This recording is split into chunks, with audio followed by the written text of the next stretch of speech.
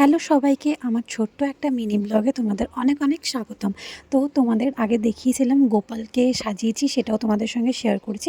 আর আজকে এই গনুটা এসেছে আমার কাছে, এই গনুটাকে সুন্দর করে আবার সাজিয়ে তুলব। তো দেখো এখানে সুন্দর করে পরিষ্কার করে গোল্ডেন কালার করতেও শুরু করে দিয়েছি।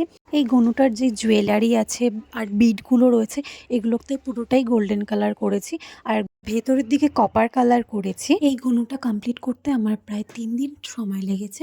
আর দেখো সুন্দর করে কপার কালারটা করে নিচ্ছি। আর এটা শুকাতে অনেক বেশি টাইম লেগেছে। তারপরে দেখো কালো কালারটাও করে নিয়েছি। তো এখানে সব কালারই প্রায় কমপ্লিট হয়ে গেছে। তারপরে ছিল সিলভার কালারটা। আমার এখানে ডাস্ট ছিল তাই ডাস্ট দিয়েও করেছি। আর পরে তো ভার্নিশ চাপিয়ে দিয়েছি। এতটা দারুণ লাগছে গনুটাকে, খুব সুন্দর লাগছে।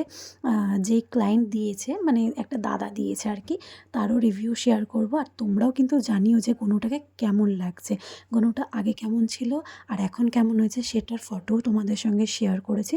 আর তোমরা কিন্তু অবশ্যই জানিও যে কেমন হয়েছে এই গনুটা। আমার তো খুব বেশি পছন্দ হয়েছে। আর দেখেছো কতটা গ্লস করছে। তো আজকের জন্য এইটুকুনি, আবার দেখা হবে নেক্সট একটা ব্লগে। Bye bye.